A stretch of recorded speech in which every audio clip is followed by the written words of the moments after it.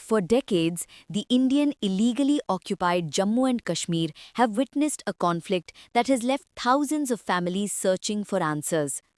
In the shadows of militarization and political turmoil, many men were taken away during raids, arrests, and cordon and search operations and never returned.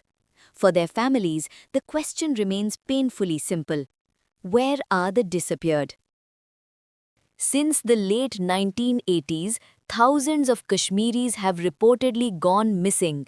Human rights groups estimate that more than 8,000 people have been victims of enforced disappearances.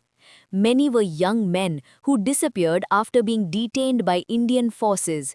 Families searched police stations, military camps, hospitals, and prisons, often without any answers. Over time, a painful reality began to emerge. Some of the missing were later found in unmarked or unidentified graves. Investigations conducted in the region documented thousands of unknown graves across multiple districts, raising serious questions about what happened to those who vanished.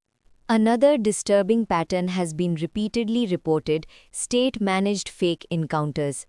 In these cases, civilians are allegedly killed and later presented as militants during staged gun battles.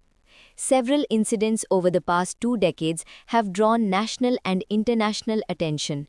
In 2000, the Pathribal case saw 13 civilians allegedly killed and labeled as foreign militants. In 2010, the Machil encounter case revealed allegations that civilians had been lured with job offers and later killed. In 2020, 3 laborers from Rajouri were reportedly killed in Shopian and initially described as militants. Poonch custodial killings, where 3 civilians were killed in December 2023 in the custody of the Indian Army following their detention. 2025 Pahalgam incident, a false flag operation. This incident is cited as an example of disinformation warfare used by the Indian government to advance domestic and foreign policy objectives, bringing India and Pakistan to the brink of confrontation. And in 2026, the killing of Rashid Mughal in Gandarbal again sparked controversy after his family disputed official claims about his identity. Each case renewed the same difficult question: were these genuine counterinsurgency operations or tragic mistakes, or worse? Human rights advocates argue that laws such as the Armed Forces Special Powers Act, commonly known as AFSPA, have played a central role in the lack of accountability. The law grants sweeping powers to Indian occupation forces operating in designated disturbed areas. Critically, it also requires prior government approval to prosecute military personnel, a sanction that is rarely granted. Supporters say the law is necessary for security operations. Critics argue it has created an environment where abuses are difficult to investigate and prosecute. Behind every statistic is a family. Thousands of mothers continue to wait for sons who never returned. Wives of missing men have become known as half-widows, women trapped between hope and uncertainty, unable to remarry or move forward without proof of death.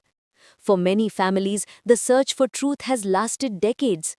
Their demand is not complicated. They ask for answers, accountability, and closure.